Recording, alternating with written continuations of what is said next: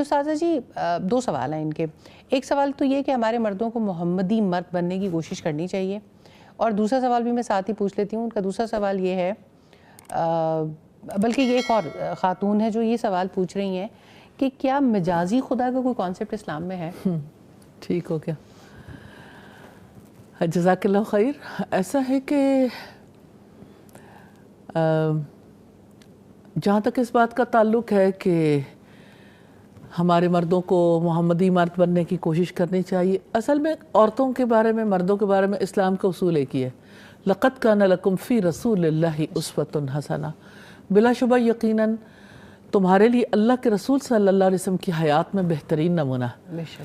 تو ہر ایک کو کوشش کرنی چاہیے کہ اسے کیسے ایک آئیڈیل مسلم یا آئیڈیل مسلمہ بننا ہے, جو اس کا رول ہے, جو اس کے رسپانسبلٹیز ہیں ان کو سمجھنا, اور پھر نبی صلی اللہ علیہ وسلم کے اسوہ کو سامنے رکھتے ہوئے ان رسپانسبلٹیز کو ادا کرنا, یہ دونوں کی ذمہ داری ہے. اگر یہ سیکھ جائیں, یا اسی طرح سے مرد ہے, بیٹا ہے, باپ ہے, شوہر ہے, یا اسی طرح سے بھائی ہے, یا سسر ہے, یا اس کی کوئی بھی یعنی حیثیت ہے, وہ اپنا رول اچھے طریقے سے ادا کرنے کی پوزیشن میں آ جائے گا اللہ تعالیٰ کی مہربانی سے. تو یہ دو طرفہ دونوں کو ہی کوشش کرنی چاہیے, ہر کسی کو ہر رول میں یہ کوشش کرنی چاہیے, ہر رول میں کوشش کرنی چاہیے. اس کا پہلا طریقہ یہ کہ اس کے بارے میں علم حاصل کریں. میں یہ سمجھتی ہوں کہ یہ کام سب سے پہلے حکومتی سطح پر ہمارے نصاب میں یہ بات داخل ہونی چاہیے کہ رولز اینڈ رسپانسبلٹیز کو سمجھائیں کہ ایک مرد یا ایک عورت دنیا میں, مطلب کوئی بھی انسان دنیا میں کس وجہ سے لایا جاتا ہے, اس کی زندگی کا مقصد کیا ہے, اور اس نے اپنی زندگی میں کیا کام ہے جو انجام دینے ہیں, اور اس کے ریلیشنز کون کون سے, اس نے اپنے ہر ریلیشن کو, چاہے وہ ڈیوائن کنیکشن ہے, اللہ سبحانہ تعالیٰ سے رشتہ ہے, تعلق ہے, یا اسی طرح سے دوسرے ریلیشنز ہیں, ان کو کیسے سٹرینتھن کرنا ہے, اور اس زندگی میں اس سے کیا توقعات ہیں جن کو اس نے پورا کرنا ہے. تو یہ تعلیمی نظام کے توسط سے بھی سکھانا چاہیے, خاندان کو بھی سکھانا چاہیے, سوسائٹی کو بھی ایجوکیٹ کرنا چاہیے, مسجد کے ذریعے سے بھی اس کی ایجوکیشن کنٹینیوسلی عدل کے ساتھ جمعہ کے خطبات میں بھی جاری رکھنی چاہیے. اور اس کے علاوہ یہ ہے کہ انفارملی بھی سوسائٹی میں اس کا خیال کرنا چاہیے, اور خاندانوں میں تو ظاہر ہے کہ ہر بڑے کو چھوٹے, چھوٹے کو بڑے, مطلب یہ سلسلہ جاری رہنا چاہیے تاکہ ہر فرد اپنی ذمہ داری اچھے طریقے سے ادا کرنے کی پوزیشن میں آ جائے. یہ تو تھا پہلے سوال کا جواب. اب دوسرا سوال یہ ہے کہ مرد اور عورت کی رسپانسبلٹیز اللہ سبحانہ تعالیٰ نے الگ رکھی ہیں.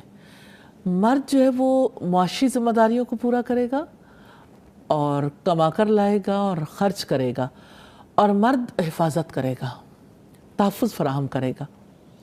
عورت جو ہے وہ گھر کو سنبھالے گی, بچوں کو سنبھالے گی. اب یہاں پہ جب ہم یہ بات کریں گے نا, کتنے لوگ ہیں اب ان کا ذہن اس بارے میں قبول کرنے کے لیے تیار نہیں کہ آخر عورت بچے کیوں سنبھالے, آخر عورت گھر کیوں سنبھالے. کتنی عجیب بات ہے. میں سوچتی ہوں کہ ایک ایئر ہوسٹس جو ہے وہ اپنے گھر میں ایک مرد کو چائے یا کھانا دینے کے لیے یہ سمجھتی ہے کہ یہ میری عزت اور وقار کے خلاف ہے, کہ یہ میرے مقام کو انڈرمائن کیا گیا, تو جہاز میں بیٹھ کے 300-500 لوگوں کو وہ کھانا کھلا کے آتی ہے جس میں چند ٹکے اسے مل جاتے ہیں. مین وائل اگر یہ مرد کی ذمہ داری ہے تو جو عورتیں معاشی نظام کو چلانے کے لیے اتنی محنت کریں, وہ بھی تو ان پہ بہت بڑا ظلم ہے نا. دیکھیں, میں یہی بات کرنا چاہتی ہوں کہ اسلام نے بنیادی طور پر عورت کو خاندان کا کفیل نہیں بنایا. اگر عورت اپنے پوٹینشل کی وجہ سے کچھ کرنا چاہے تو اسے اجازت ہے, لیکن وہ جو مال کمائے گی وہ مال خاندان کی بیٹرمنٹ کے لیے یوز ہوگا یا نہیں ہوگا, اس کا ڈیسیژن عورت کے ہاتھ میں. آج کل جو سب سے زیادہ کالز ریسیو ہوتی ہیں جب بھی خواتین یہ کہتی نظر آتی ہیں کہ کسی صورت بھی مرد اٹھ کے کام کرنے کے لیے تیار نہیں ہے, اور وہ پریشر ہی نہیں لے سکتے ہیں, اور یہ ارلی 40s میں یہ ایشو چیلنج بہت زیادہ آتا ہے. سب سے زیادہ سوالات جو ہمیں سوشل میڈیا پہ بھی آتے ہیں, پہلے اور ہوتے تھے, اب یہ ہوتے ہیں کہ مرد کفیل بننے کے لیے تیار نہیں ہے, اور وہ سوشل پریشر نہیں لے سکتا, سٹریس میں چلا جاتا ہے, انزائٹی میں چلا جاتا ہے, اور ہم بچوں کو بھی سنبھال رہے ہیں, کما بھی رہے ہیں, لیکن اس کے باوجود بھی ہم وہ جگہ اور مقام نہیں پاتے ہیں کہ ہم جو ہے وہ سوسائٹی میں کوئی یعنی ہمیں اپنے شوہر کی طرف سے یہی تسلی ہو کہ چلو ایک اچھی پارٹنرشپ بھی مل جائے. تو اس بات کو ضرور سمجھنا چاہیے کہ ویمن امپاورمنٹ کا نظام ہی ہے جس میں مرد نے ڈپریس رہنا ہے, سوشل انگزائٹی کا شکار رہنا ہے, سوشل پریشر بیئر نہیں کر سکنا. عورت نہیں, اس نے کمانا بھی ہے, اس نے خاندان کا نظام بھی چلانا ہے, عورت ہی نے جو ہے وہ یعنی بچوں کی پیدائش, بچوں کی تربیت, یہ ذمہ داریاں بھی اس کی ہیں, اور گھریلو کام بھی اسی نے کرنے. یہ ہے ویمن امپاورمنٹ. تو ایسے ویمن امپاورمنٹ تو ہمارے ذہن میں یہ ڈال دے گا اگر پڑھ لکھ کے آپ گھر بیٹھ گئیں تو آپ تو ناکارہ ہیں.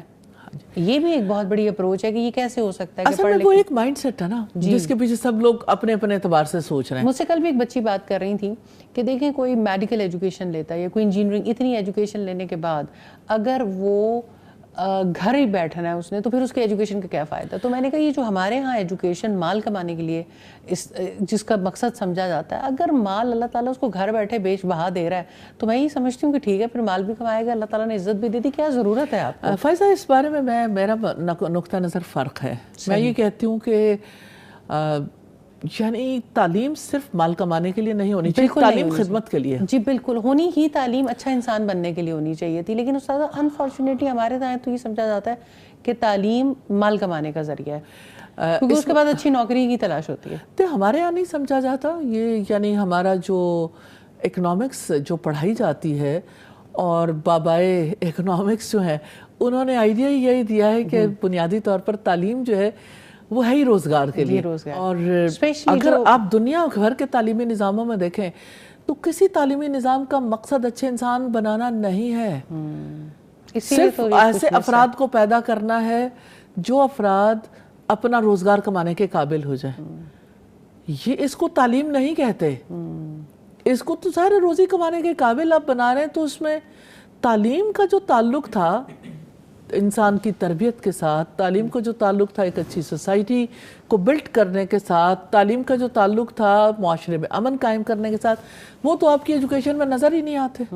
تو نیچرلی پھر یعنی تعلیم کے یعنی وہ مقصد ہی نہیں ہے تو اس مقصد میں پورا کہاں سے ہونا ہے. معاشرے میں انارکی تو پھیلے گی, جی بالکل, نہ خاندان خوش رہیں گے نہ باقی. آپ کا سوال مجازی خدا کے بارے میں تھا. جی وہ سوال اپنی جگہ رہ گیا. مجازی خدا کے بارے میں جو ہے یہ یعنی رسول اللہ صلی اللہ علیہ وسلم کی ایک حدیث کو جو ہے وہ بیٹھ کے ڈسکس کیا گیا, جس کے نتیجے میں یہ ایک نظریہ سامنے آیا کہ آپ نے فرمایا تھا کہ اگر میں کسی کو سجدہ کرنے کا حکم دیتا اللہ تعالیٰ کے سوا تو شوہر کے لیے حکم دیتا کہ بیوی اس کو سجدہ کر. اس کا یہ مطلب نہیں تھا کہ بیوی اس کو پوجنا شروع کر دے, اس کا مطلب یہ تھا کہ اس کا بیوی پر بہت زیادہ حق ہے کہ بیوی کو جو ہے نا اس کے حقوق کا خیال کرنا چاہیے توجہ دلانے کے لیے, اور یہ کہ وہ رسپیکٹ کے مقام پر ہے. اس کا یہ مطلب نہیں کہ بیوی رسپیکٹ کے مقام پر نہیں ہے, دو طرفہ ہے. لیکن چونکہ خواتین جذباتی ہوتی ہیں, خواتین جو ہے وہ جلدی یعنی نیگیٹیولی وائرڈ ہو جاتی ہیں,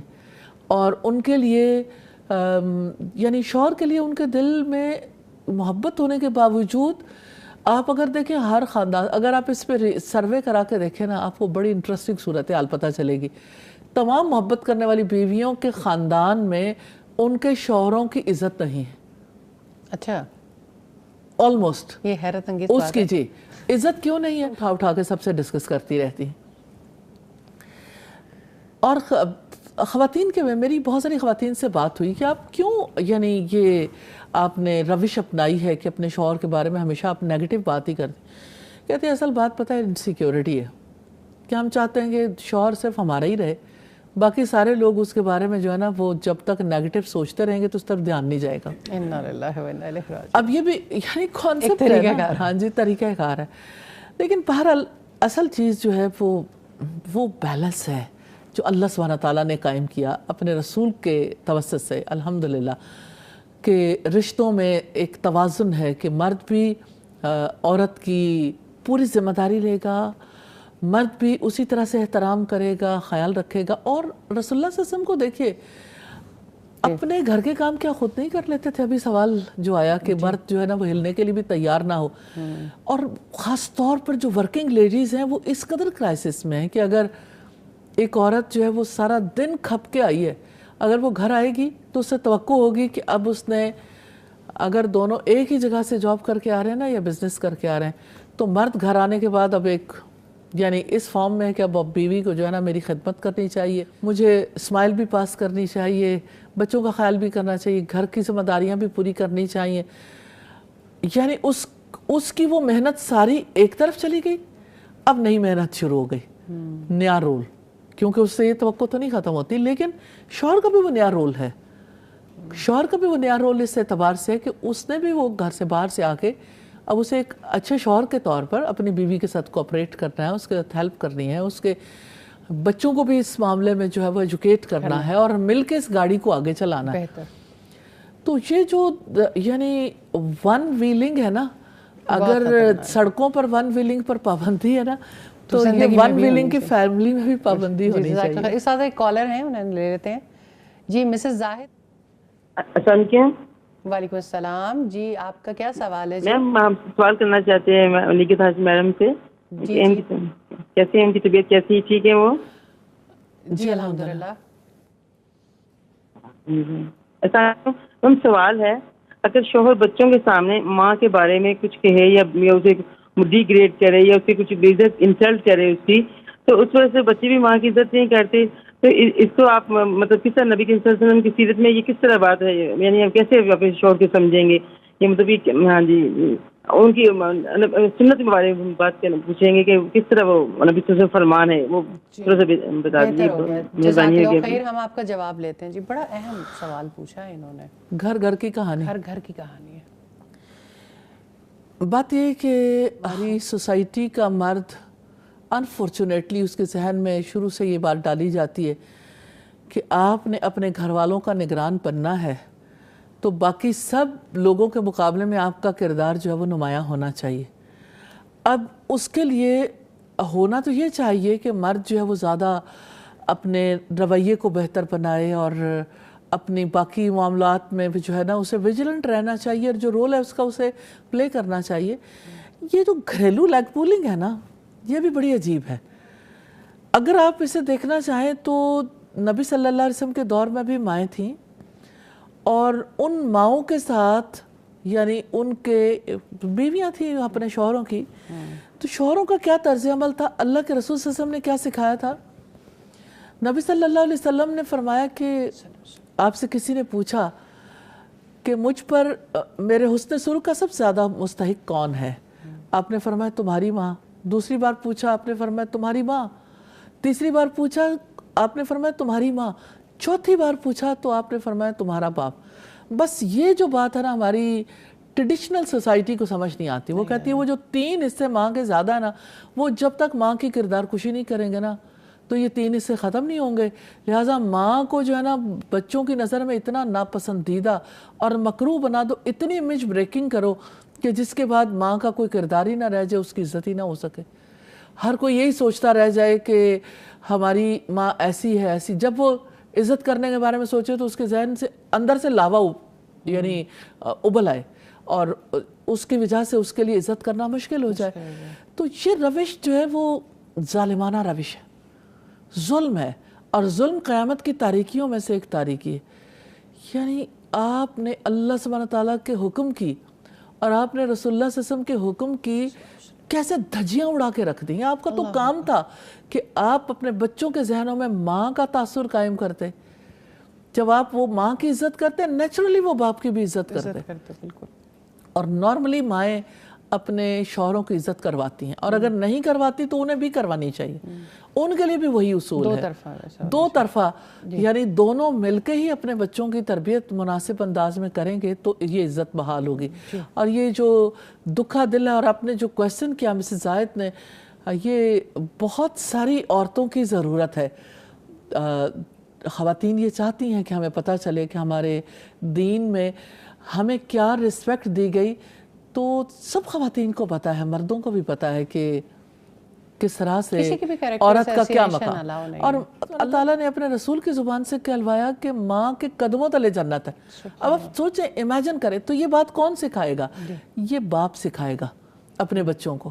اور اگر باپ نہیں سکھاتا، ماں نہیں سکھاتی، تو وہ اللہ کے بھی مجرم ہیں، گناہ گار ہیں کہ انہوں نے ایک رشتے کی حرمت کو پامال کیے. تو رشتے کی ایک حرمت اور ہر چیز کو اپنے مقام پر رکھنا عدل ہے نا، حرمت قائم کرنا. تو عدل کرنا بڑا ضروری ہے.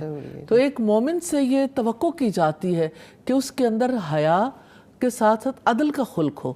تو عدل اپنانا بہت ضروری ہے. جزاک اللہ خیر استاذہ. بہت سارے سوال آنا شروع ہو گئے اور بریک کا وقت بھی بہت قریب ہے. میں آپ کی جانب آتی ہوں مزمل اعجاز صاحبہ. گھر میں صرف خواتین پہ، بیویوں پہ تشدد نہیں کیا جاتا، ابیوسو لینگویج کا جیسے ہم بات کریں باقی لوگوں کو بھی شکار کیا جاتا ہے. لیکن ایک اور چیز بہت دیکھنے میں آتی ہے، جو ہمارے گھر میں گھریلو ملازمائیں ہوتی ہیں یا سرونٹس ہوتے ہیں، ان کے ساتھ بھی بڑی بد زبانی اور بدسلوکی کا مظاہرہ کیا جاتا ہے. اس کے بارے میں آپ کیا کہتی ہیں؟ جی، اس کے بارے میں دیکھیں، ہمارا جو دین ہے، ہماری جو سنت ہے، نبی کریم صلی اللہ علیہ وآلہ وسلم نے جو بتایا کہ ایک روایت میں ہے کہ آپ صلی اللہ علیہ وسلم کی حدیث مبارکہ ہے کہ آپ ملازم کو دن میں اگر 70 بار بھی معاف کرنا پڑے تو آپ اسے معاف کریں. لیکن یہ چیز ہمارے معاشرے میں نہیں اب ناپید ہو گئی ہے. بہت زیادہ دیکھنے میں آیا، 95% کہہ لیں کہ گھروں میں چھوٹی بچیاں ہوتی ہیں، ان چھوٹی بچیاں، معصوم سی بچی ہیں، ان سے اس قدر کام لیا جاتا ہے کہ دیکھ کے نہ ترس آتا ہے. سمجھ نہیں آتی کہ وہ کیوں اس طرح کرتے ہیں. کیونکہ دیکھیں، اگر ہمارے اپنے بچے اس ایج میں کیا یہ کام کریں گے؟ کبھی بھی نہیں کریں گے. تو ہمیں بھی ملازموں کو، میڈ کو، جو بھی ہیں، بچے ہیں، بچیاں ہیں، ان کو اس طرح سمجھنا چاہیے کہ یہ بھی ہمارے بچے ہیں. ان کے ساتھ اچھا سلوک کریں، نرم رویہ رکھیں. بالکل ایسے ان سے کام اتنا لیں جتنی ان کی طاقت ہے. اب پتہ نہیں وہ کس مجبوری کے تحت گھر سے نکلے ہوئے ہیں. تو استاذہ یہ بھی ایک عمومی رویہ ہے. اگر ٹالرنس تو اوور آل، ویسے تو ٹالرنس کی تو اوور آل کمی ہو چکی ہوئی ہے. اچھا، دو طرفہ میرے خیال میں اس مسئلے کو دیکھنے کے لیے ہمیں یہ بھی دیکھنا پڑے گا استاذہ، کیونکہ نارملی یہ طبقہ علم سے بھی دور ہوتا ہے، کنٹمپریری ایجوکیشن بھی نہیں ہوتی، دوسری بھی نہیں ہوتی، یعنی یہ بھی آپ کو ایک ایسی سطح پہ لے جاتے ہیں کہ آپ بد زبان. دیکھیے، جہاں تک اس بات کا تعلق ہے کہ آپ بدسلوکی کر سکتے ہیں یا نہیں، تو بدسلوکی تو نہیں کر سکتے. پھر آپ کیا کر سکتے ہیں؟ ایجوکیٹ. آپ کو ایجوکیٹ کرنا چاہیے. گھریلو ملازم کو بھی ایجوکیٹ کرنا چاہیے، اس کے لیے بھی اہتمام کرنا چاہیے. کتنی خواتین ہیں، میں ایک خاتون کو جانتی ہوں جنہوں نے اپنے گراج میں تمام یعنی گھریلو کام کرنے والی خواتین اور ان کے بچوں کے لیے خاص طور پہ انتظام کیا، اور اس کی وجہ سے سارے علاقے کو نفع ہوا کہ وہ بچے جو ان کا رویہ چینج ہو گیا.